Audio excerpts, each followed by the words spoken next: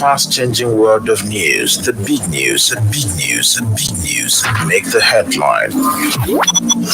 On the highlight, military plans another Python dance.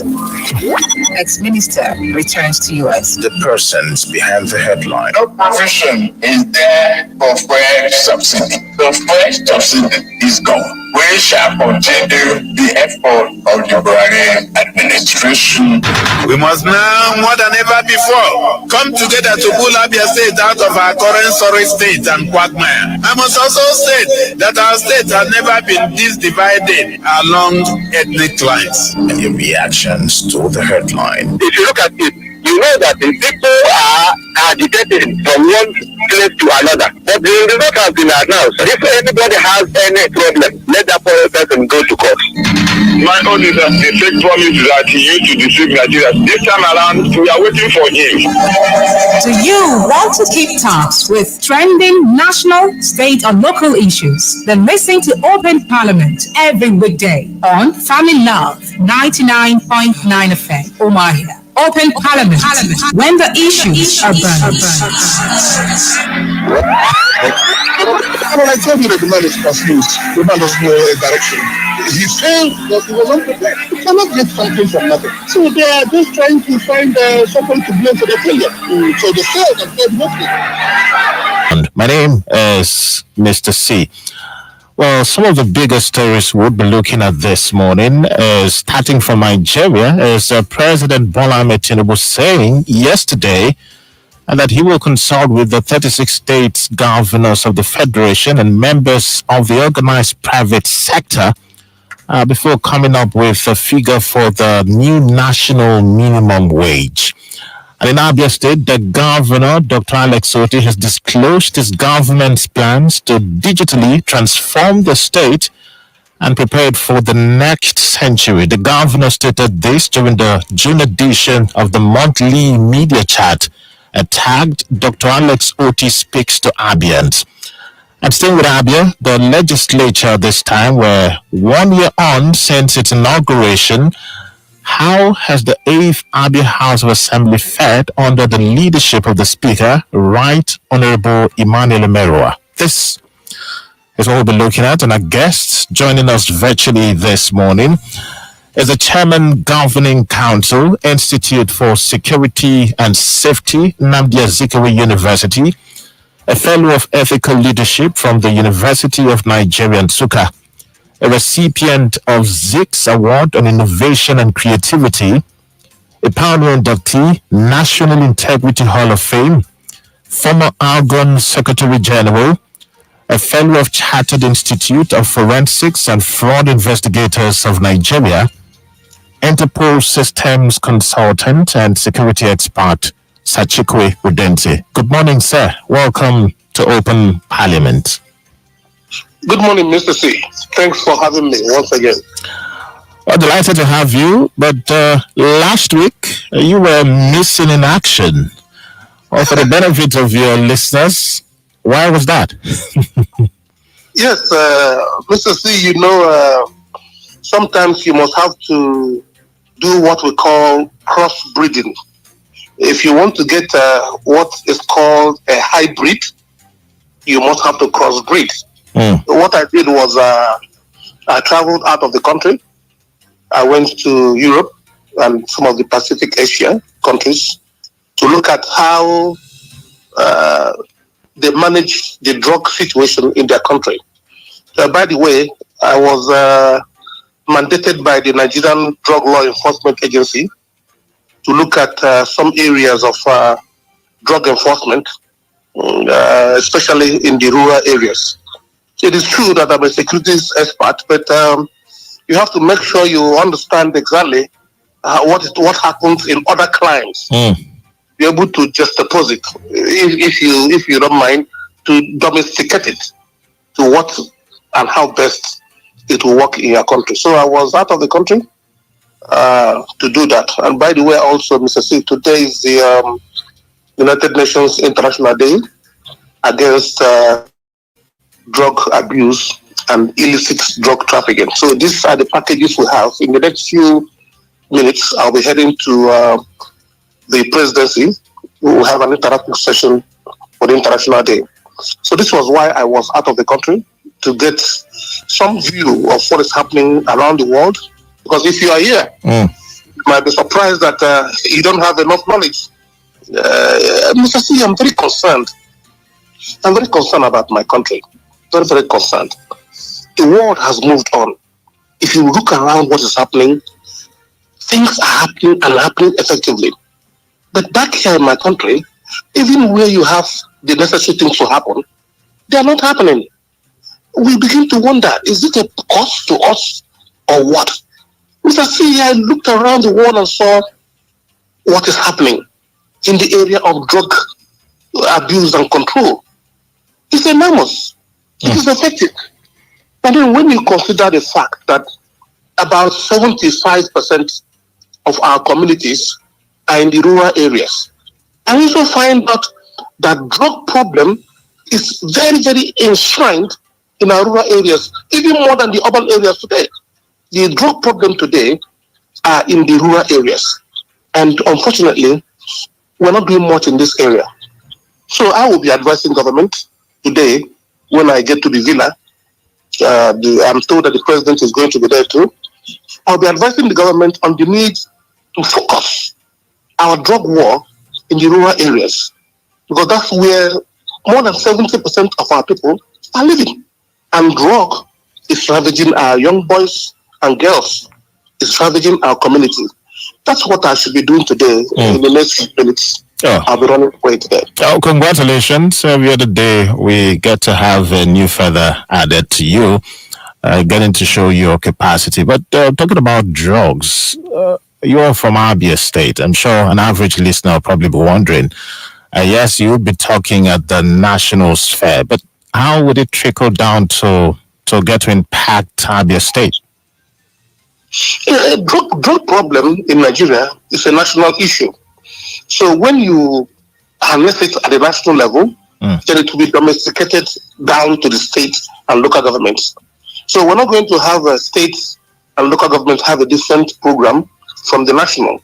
So it is called National Drug Law Enforcement Agency. This is the agency that handles this matter. So when the national body puts the various policies and implementable ideas in place, then it's domesticated in the state. It's also domesticated in the local government, where most of our people are in the local governments. Awesome. Well, we'll be keeping our fingers crossed, and we hope you have a very nice presentation regarding that. Thank you.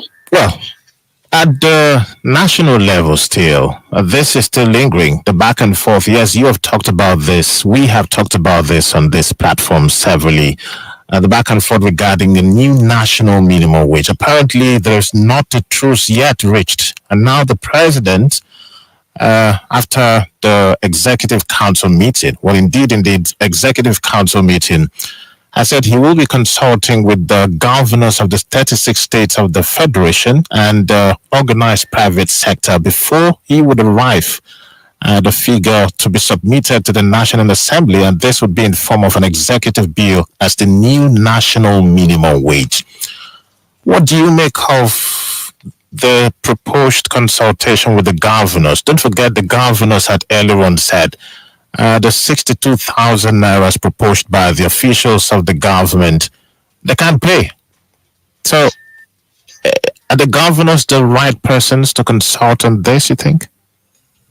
I don't think the governors are the right people to consult on this, if you ask me. And I must have to say it very clearly. I have said this before, Mr. C, and I'm a little bit disappointed that executive directive to go and reach out to the organized private sector and the states. I don't agree with it. Absolutely not. I saw the agenda for that meeting, for the Federal Executive Council meeting. I was very impressed when I saw the agenda, because the agenda was very clear that it was going to now be adopted at the Federal Executive Council, and it will be subsequently sent to the National Assembly for a law in that regard. But I'm surprised that it was jettisoned and the president decided to go back. I don't know what happened. I don't know why he said that. But I was a bit disappointed that it didn't go the way it ought to have gone. What we had expected is that the federal government should be given a yardstick, should be given a framework, not to say specifically this is exactly what it ought to be. I have said this over and over. And look at what is happening around the world. Let us domesticate what is happening around the world in our own country too. What is happening around the world? Wages, salaries are paid according to what you do. You are paid according to your skill. By the way, Mr. C, let me emphasize on this matter of skill. As I traveled around the world, I saw that what rules the world is skills. What can you do? Not what education do you have. What is ruling the world today is skills, professional skills. What can you do? That is exactly what we should be domesticating back in our country. What can you do? It is not a situation where you are paid because of your qualification. That is what is giving us a problem. You should be paid according to what you are capable of doing, not paper qualification. Our emphasis today on paper qualification is causing us a lot of problem. Look at what happens around the world. Basically, let me be a bit emphatic on it. Look at, if you see one who holds a first degree and working in an office, you compare the income with somebody who is working in a construction site. You see an electrician, not electrical engineer, electrician working on a construction site. He is earning more than the one who has a degree. He is earning because of the skill he has acquired and the valuability of that skill. It is the value that we attach to skills today that runs the world, not necessarily paper qualification. So I'm very concerned about what Tinubu is doing with the state governors. I have told you the last time I was here on this open parliament, I emphasized, if you remember, that we did a clear-cut investigation on all the zones, southeast, south-south, southwest, northeast, north central, and north west. We checked out the whole state and we realized from their income, from what they receive, from only two areas, what they receive from allocation of the Federal Allocation Committee and what they also receive from their internally generated revenue. All the states in the Federation have the capacity to pay a minimum wage of at least 60,000 a month. That is beyond controversy. And to realize that some states have not even paid the 30,000 is very embarrassing. It's very frustrating. Especially, Mr. C, if you just oppose it to the fact that it is not that we do not have the money to pay. It is because we do not want to pay. We have the money to pay. Look at what we have there. We're spending 90 billion for religious pilgrimage. It is horrible. It's spending 29 billion to build a car park, and spending 5 billion to buy a yacht. And you know how much they have spent to buy 2 aircraft for the president now?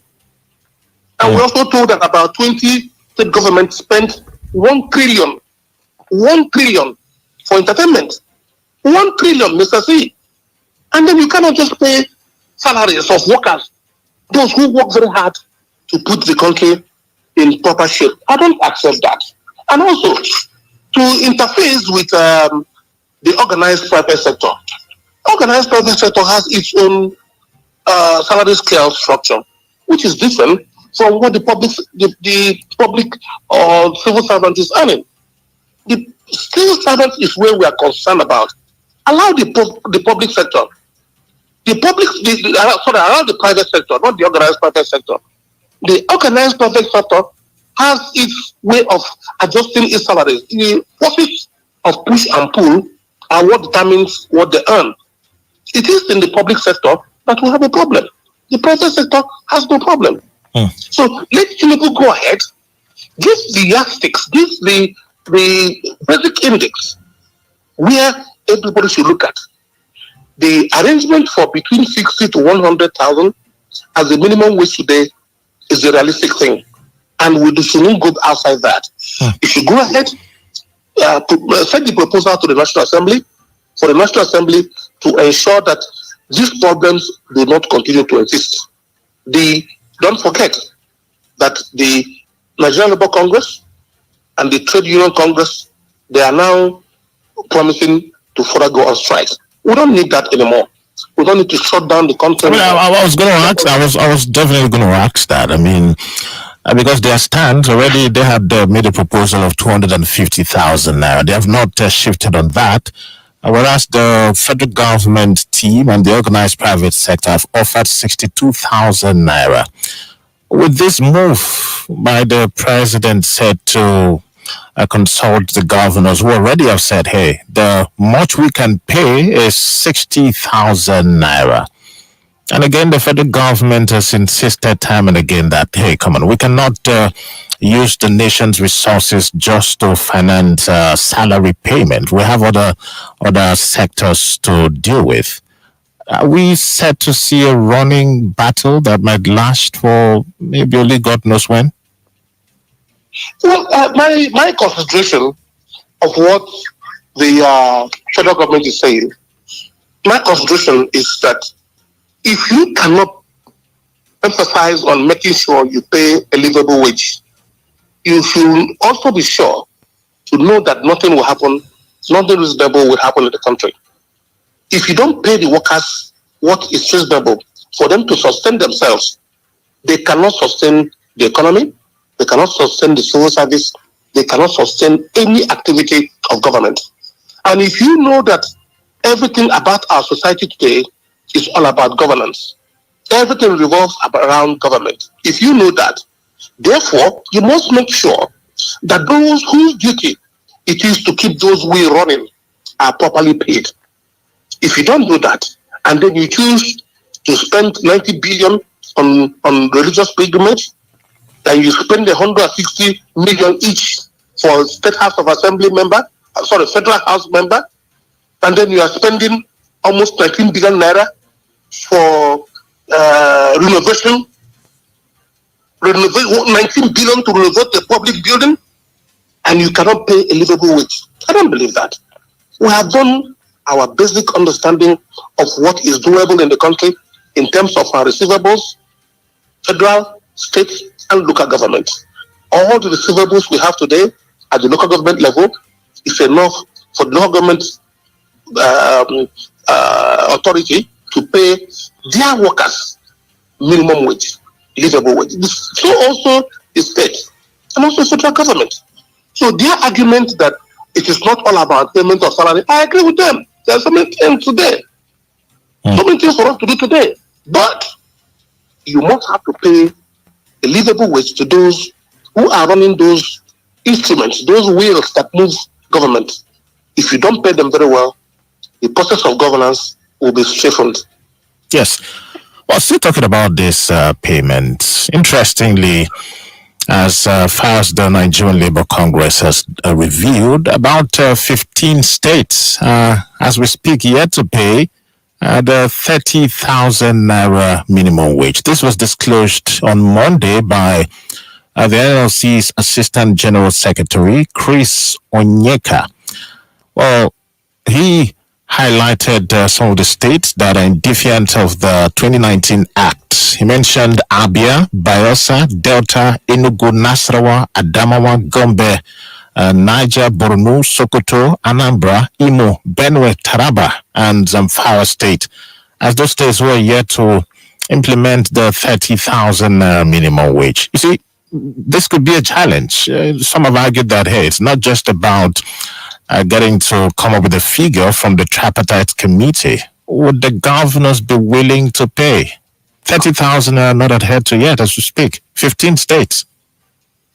I'm very disappointed that my state is one of the states that are not paying even the minimum wage of 30,000 naira a month. It is very disappointing that my state is involved in that, and I feel very sad about it. It is also very important, Mr. Z, for me to re-emphasize that every state, the poorest state, Yobe, the richest state, Lagos, or there's an argument over where it is Lagos or Rivers, from the richest to the poorest states, if you look at the receivables, if you look at what they receive from federal allocation, look at what they receive from the internally generated revenue, they have no reason whatsoever, except for mischief purposes, except for their deliberate desire not to pay what they ought to pay, which is the case right now. All these states have enough money to pay the 60,000, between 60 to 100,000, depending on the location. I have already told you, Mr. C, that we should not insist that every state must pay that 60%. Don't forget that Lagos State is not paying 60%, 60,000, I'm sorry. Lagos is already paying 100,000. Don't forget that Edo State is already paying 70,000. Don't also forget that Ebonyi is even going to pay more than 70,000. Ebonyi State, small Ebonyi. So, if you look at that, Lagos is paying almost over 100. If you look at Edo State that has no revenue allocation from the derivative arrangement of petroleum derivatives arrangement, they are paying 70. A state like Abia, against a share of the 15% derivatives from oil and have an enormous revenue platform, should be able to pay 100,000. I'm very confident it do. I'm saying this because we have the figures, we have the facts. We're not striving on rhetorics, we are striving on facts. The 13 or 15 states that are not paying the minimum wage of 30,000, they are not doing that deliberately. They're not because they can't afford it. They are doing it because they want to suffer the workers, and which is unfortunate. Well, it's 24 minutes gone past 9. Open Parliament still live on the frequency, away from the national minimum wage and the back and forth surrounding it.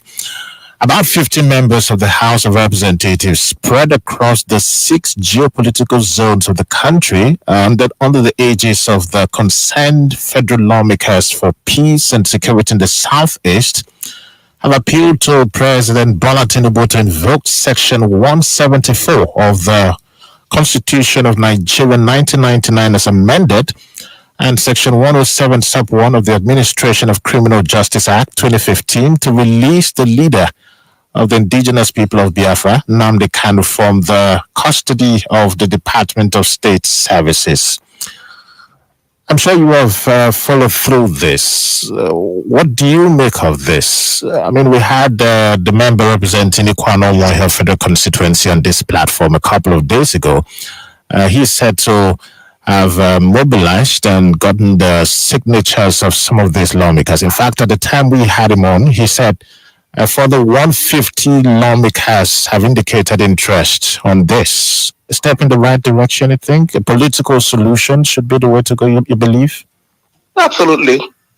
That is the absolute way to go. You will recall, Mr. C, that on this platform, the Open Parliament platform, we have advocated the need to release Nnamdi Kanu as being the gateway that will propel the peace that eventually we will see in Southeast. We have said this over and over, especially when you consider the fact that the Court of Appeal have said very clearly that he did not jump any bail. He was only running for his life. And moreover, that he's not a terrorist. That's what the Court of Appeal said. And if you consider the fact also that the Supreme Court has said, yes, he ought not to have been reinstated the way he was brought back into the country. But then, he should be tried. The process of trying Nnamdi Kanu is going to exacerbate the problem we have in the Southeast. The solution to the problem in the Southeast, and that will open up a national reconciliation, is to first and foremost release Nnamdi Kanu from detention legally. Yes, I'm aware of the provisions of the law, especially the criminal Criminal Administration of Criminal Justice Act. Administration of Criminal Justice Act that was passed 2 years ago. I'm aware of the provisions. The Attorney General can advise the President on the need to discontinue any matter in court, any matter at whatever level, even at the point of judgment. The Attorney General can, within the provisions of the law, advise the President to withdraw such matter. That is why we are saying that we should invoke that level. We should invoke that provision and make sure that Nnamdi Kanu is released. And that would that will create the enabling environment for enormous peace to circulate around the southeastern area, which will eventually be a national issue.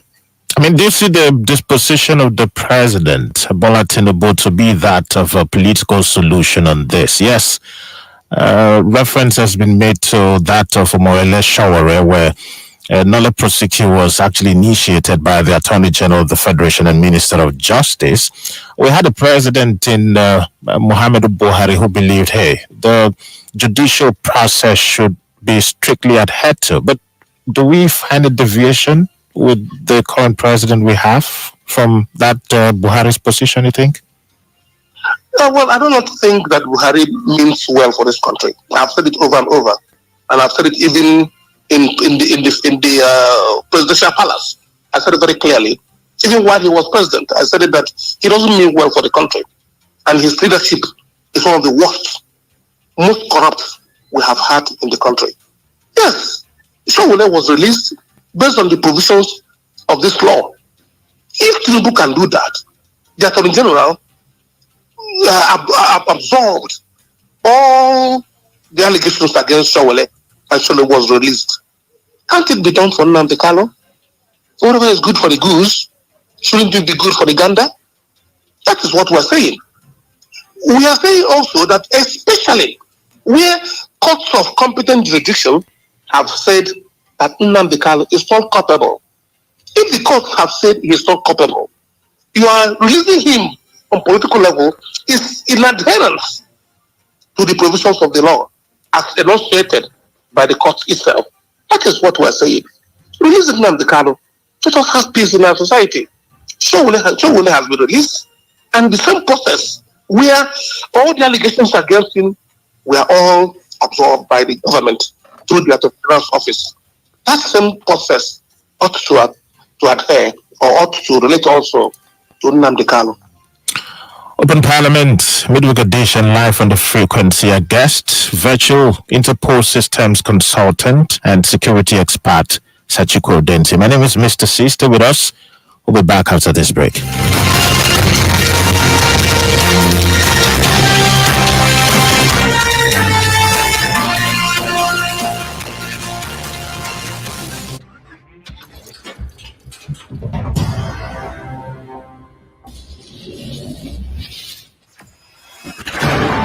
Experience the smooth and strong feeling that consistently surpasses expectation.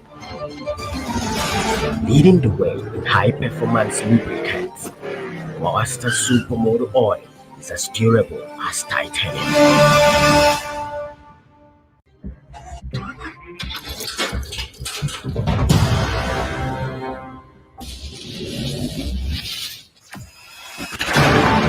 Experience the smooth and strong feeling that consistently surpasses expectation. Leading the way in high-performance lubricants, Monster Supermoto Oil is as durable as titanium.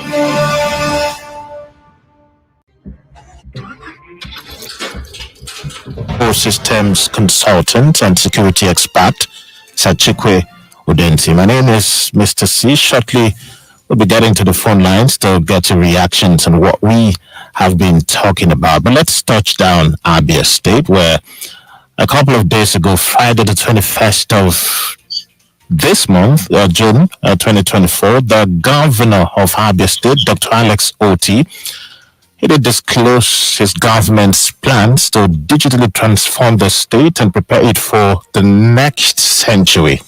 Well, he stated this during the June edition of the monthly media chat tagged Dr. Alex Oti Speaks to Abians. Now, the governor did touch on health, the health sector, and other sectors as well, and saying his second year would have a focus on health and other very critical sectors of the economy. I'm sure you did follow, sir, the said media briefing. What would you say are your takeaways? Yes, I listened to the clip because I was not here when it happened. I just listened to the clip. My emphasis is not moving forward without clearing the backlog of what you have. If you remember, the state government promised that they were going to clear very naughty and very sensitive area in Abia State, which for so many years hurt so many people. That area I'm talking about is the area of salaries, areas of salaries, and also the area of areas of payments of pension. I must have to say and commend the government for what they are currently doing, trying to make sure that at least the basic monthly salary is received. This is very important, and let me commend the government that this is an area they have done very well in making sure that basic salaries are paid, not just for the regular civil servants, but for also the local government workers and workers in the area of our agencies, ministries, agencies and parastatals. So these are areas that is very naughty. These are areas that is very troubling. These are areas that every Abian is very concerned about. Let me take this one after the other.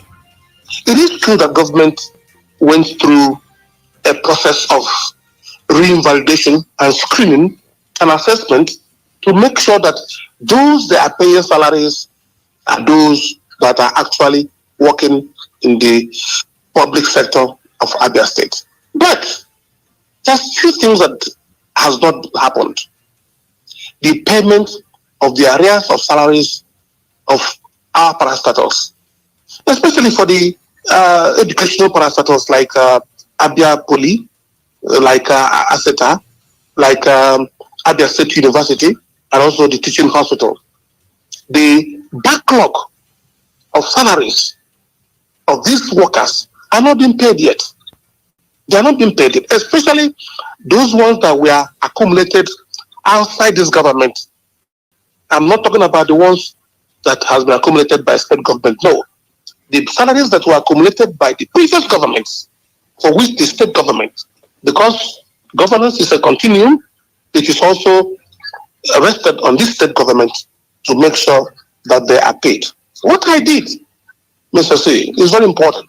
What I did is I made sure I listened to government officials and also listened to those who are directly concerned.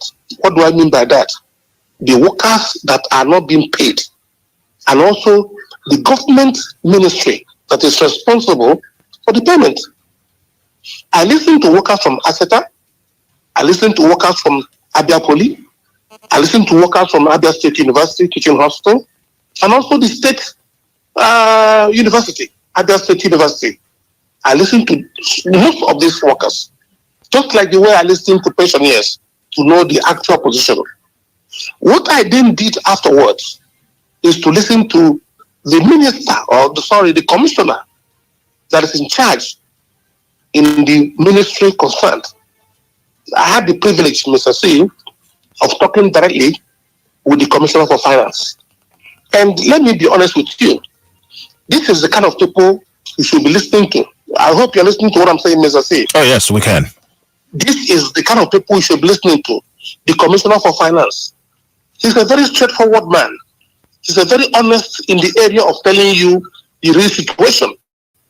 If you remember what happened previously about the payment of pensioners arrears of 9 years, when some gladiators were saying that 9 years have been paid, he said it very clearly that what we have paid so far is the arrears of 9 months owed by this government, and that we have an understanding, a written understanding with the executives of the pension union to forgive the 9 years.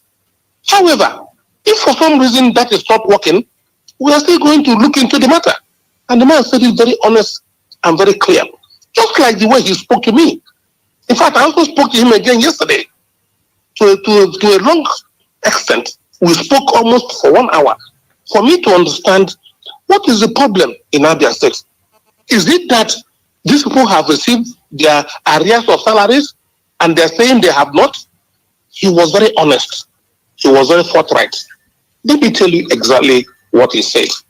Mr. C, he said that what they inherited as arrears of payment of salaries in Abia State was almost 16.5 billion. 16.5 billion. Especially for these parastatals we have mentioned. Abia State University, teaching hospital, the ASETA, Abia Poly. That all these things put together, 16.5 billion. Government cannot pay all this at a go. And I agree with him. Absolutely. Payment of arrears of salary is not what all government is doing. Government is doing very well in other areas. And I agree with him. That is the fact of the matter. Let us not listen to some of these political gladiators who lie every time on radio that they have paid the backlog of all salaries. No, it is not true. Honest people are within the government that tells the truth, especially the Commissioner for Finance. And let me also tell you the problem that he stated concerning Abia State University. He said yes, some people have not been paid in Abia State University, especially their 2-month salary preceding this month, because they are receiving their salaries from microfinance banks. They are receiving their salaries from microfinance banks. And microfinance bank system of payment is jaundiced. It has a problem. And they are trying to rectify that problem. But all those who are receiving their salaries from regular banks, from commercial banks, they have received their salaries. And when I made a little bit inquiry, I saw that this is very much the truth. And he also talked about a few people, very, very large number of people, whose names are both in Abia State University, and also their names are also in Abia State University Teaching Hospital. We cannot pay 2 salaries to one person. Of course, I agree with him in very clear terms. And one other area which he told me is that there were still so many people that have not been cleared through the process of the government review of real workers in Abia State. And he told me that some people have refused to come for the clearance. And this number is a large number of those who have refused to come for clearance. Those who have refused to come for clearance have not been paid. So you may find out that those who have not done their clearance or have refused to go do their clearances are asking to be paid. In that circumstance, they cannot be paid. And I agree with government. You must have to go to be cleared to make sure that the process is straight, that you are an employee of government. This is the things that we have found out. And this has been explained very clearly. And let me advise this government. It is always very good to say the truth in every situation. Because if you keep lying to people, even when you are doing a good thing, when people find out you are lying, you have a problem. When people find out that what you have told them is a lie, subsequent things you say will be taken with a pinch of salt. Nobody will believe you very clearly. But I believe very clearly this Commissioner for Finance, when he spoke, he was very open, he was forthright, he was honest. Yes, we are owing, but we have to pay according to the dictates of the arrangement.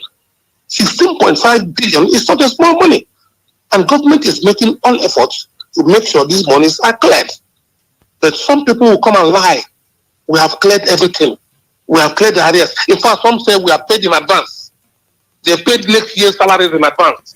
This is a statement which we ought not to listen to politicians. Let us have a situation where government officials tell the actual position. This government is doing well already. This government is on the right track. They don't have money to lie. People are already happy with to the extent to which the government is doing their work. The only thing that is remaining there is that this government ought to be more open, not to be too secretive with the contract awards they have, more open with the facts and figures of what the contracts are, and also the processes of payment of salaries and pensions. Well, we'll be going to the phone lines in a bit. 0816-111-5955 or 0907-103-6625. That is 0816-111-5955 or 0907-103-6625. It's the midweek of, edition of Open Parliament live on the frequency. 1 minute, 30 seconds if you come through. Hello, good morning. Obrigado. Obrigado, Mr. Obrigado. Good morning. Good morning, Mr. Sir. Good morning, Chief Chikwe Udensi. Good morning, sir. Who say man no this is I'm calling from Mumbai. Welcome. 1 minute, 30 seconds. No problem, sir. I will not fail to appreciate your effort in lecturing us in this particular radio station, Love FM. I pray that God will continue to strengthen you, give you more boldness to speak the truth to the authorities, both in India and in Nigeria. So, there is a welcome development, sir. God bless you, sir. Let me talk on the issue of minimum wage raise. Fortunately, Edo State is paying 70,000 naira. And when our governor was contesting in 2019, Dr. Alex Oti State, as in 2019 when he contested under ADGA, he said the video is everywhere. He said that paying Abia 50,000 naira as minimum wage in 2019 is not more, it's not small, it's a small thing. That why should this government be paying 18,000? I mean, PDP passed the government. Why should they be paying 18,000 or 21,000 naira? That paying Abia workers 50,000, that was 2019 when first subsidy was not removed. So things are not difficult. The inflation has not gotten on the higher side. So I don't know why it is finally difficult to pay wage award to workers that maybe possibly they become governor. Right. Then secondly, please, lastly, the issue of people up to can never be overemphasized. They like this thing, sir, please, I want you to contact the absolute chairman that spoke in a radio station yesterday. He debunked most of the things that the governor said and their media handler said. So I wanted to contact Dr. Chidimba from APSU. Thank you. Find out the situation of things in APSU. Thank you. And God bless you. Thank you very much. Phone lines free now. Hello, good morning. Hello. Do call us back if you can. Hello, good morning. Mr. T, good morning. Good morning, sir. Chikwe Udensi, good morning. You are welcome back to Nigeria. And congratulations on your many awards. When you want to open a gallery, contact Mr. T so let me do it for you. Okay. But that's just a joke anyway. As Ruth Manoja said, we cannot thank you enough. I have said it many times before that you are a very big asset, not just to Africa but to Nigeria, in fact the whole world. And God will continue to use you to his own glory. I want to agree with you on most of what you have said, but let us do a little bit of correction on Nnamdi Kanu. Yes, the appeal court exonerated him on all points against him, but the Supreme Court is closed. The Supreme Court referred the matter back to the High Court to face the charges. Apart from that, every other thing you said is okay, and I agree with you. I have a belief that Tinubu will release our brother. He is well disposed. He is just taking his time not to injure some other feelings. But surely Tinubu will do this as very soon. Let me leave others to contribute. Have a nice day. Thank you. Appreciate it, sir. Hello, good morning. Hello, good morning, Mr. C. Good morning. Good morning, Dr. Chikwe Udensi. Good morning, sir. We gladly appreciate your contributions to open parliament. My name is Michael Chibozo. Welcome. I'm a staff of Abia State University, a teaching staff.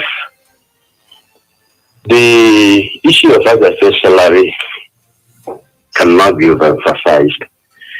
Government is not sincere. There is no sincerity of purpose in the payment of salary. Why do I say so? How would you not say that those that have not received it as a result of bank issue? Why in the same bank you pay May, you didn't pay April. You pay April, you didn't pay May. The same bank. Then if the bank is, if the owner of the bank has issue with the bank, then how will he receive a month without receiving the other? Then those that received their own, there was a shortfall or there was a cut in the salary from the tune of 8,000 to 52,000 based on the rank or the level of the lecturer. So how do we explain that? At a situation when other states are giving wage award to their workers in order to cushion the effect of inflation, you are not cutting the little that are being paid. Despite that, Abia State is not paying up to 30,000 naira minimum wage. The little that is accruing to these staff that are suffering, putting in their best to make sure that the situation, is surveyed, it can't pay them complete. So I believe further investigation should be made. Government is not sincere on this issue. Thank you. Thank you very much. Hello, good morning. Mr. P. Good morning to you. Most blessed morning to you. Welcome. Chikwe Udensi. Good morning, sir. Good morning, sir. My name is Okite Joseph, and I'm coming from Arochukwu Ancient Kingdom this morning. Welcome. Mr. C. On the actual issue, Mr. C. One thing, when you want to do things right, there must be problem. And I have taken my time to listen to the voices of the people that are pressurizing and pushing for this. They are no more than the chairman. And there is something that I observed that of all the time that the chairman has spoken to the radio stations, before the interaction, the monthly interaction with the governor, I've listened to him to observe that he never mentioned that any of these staffs who had received any payment. The generality that they have not, but after the clarification from the governor, their statement came that some have received. So I began to see something there that is just a plan, something just to against his government. And when you see that the government that there was a very of the civil servants, and then a lot of things like Chikwe Udensi said, we are removed, who didn't call for verification.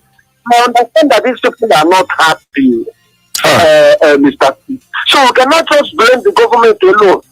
Right. This is time that we have to sanitize Abia State. We have to sanitize Abia State and do things right. Thank you. We cannot just dance the salary and do things the way they want. Thank you. Thank you very much. Thank you. Thank you. Just a handful of people, he believes. But we have another caller. Good morning. Good morning, Mr. K. Good morning to you. Welcome. Good morning, sir. I got what you would say, man, the day of this morning. I can't remember you. Kai. No, the man, I want to tell him, not all promise. After promise, the person promise. You know, if you say Chikwe Udensi agree, I think after the same concern for the government now. I even tell him that agree that I think that to say, he said, I cannot, whatever I sign, I must do whatever I sign. I can't do what I did not. I can't. I'm one of that when like here. I sign up, I sign it. Yes, no. I can't promise something which I cannot fulfill. So now you don't blame a lot of them. You know, during the time of campaign, people will say anything to get the mind of people just to vote for them. But they are not getting whether they can implement all those things they are talking about. Now when they want to enter that power, sometimes you see they can't even do anything. So that's not the cry. it's easy. Because power, and some people will never test that. Where the blind system and so it is, to enter there, that power will cover you. I know people like Tinubu, I read them. You see them, you like there's something sorted. The power past them. I mean the problem. Thank you. Thank you. Thank you. We appreciate. We'll take one or two and then we call it a wrap. Good morning to you. Good morning, Mr. C. Good morning, sir. Gambezo from Osaka question. Good morning, Chikwe Udensi. Good morning, sir. Honestly, we missed you last week. I must confess. Welcome back. Thank you.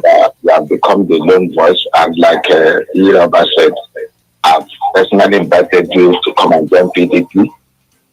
Some of us will come out to support you. I'm telling you the truth. You are the only one talking. That was how Lesotho was talking that time. But the difference is that I know you through what you've been able to do for the pensioner. My observation is, Chikwe Udensi, the truth is that somebody like from Abia State Teaching Hospital has spoken. Now, let me tell you the truth.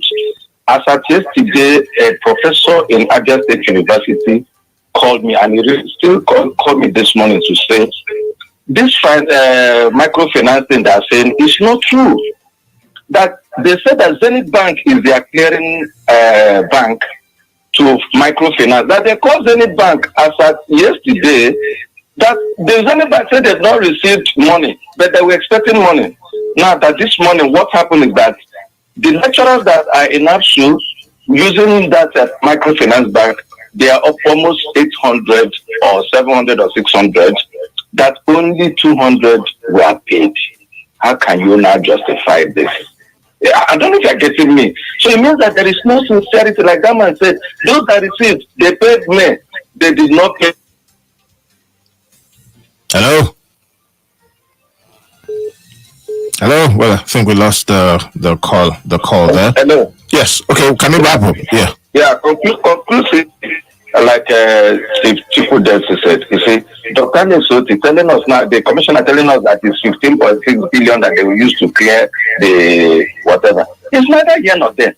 Before they came on board, you would have done your due diligence before making the promise. You said by December last year, you will clear this, and that's why they voted you. So coming out to tell us now, oh, we saw it is not 15, it does not make any sense at all. Go and do this, and if he doesn't do it, Abians will hold him down on that, because as a governor, your word must be your bound. God bless you. Thank you. Thank you for your take right there. Well, it's about time we would get to our guest, Chikwe Udensi, for a reaction and summation on this. Sir. Yes, one area that bothered me so much, Mr. C, which we have not looked into, is the State House of Assembly. Well, yeah, definitely. But time, not a friend. Apparently, we'll shift that to next week. Yeah, while we are shifting it, but let me make it very clear and tell the Speaker of Abia State House of Assembly, Speaker Emerowa, I want to urge him openly, and I'll be writing him a letter which he'll be receiving soon.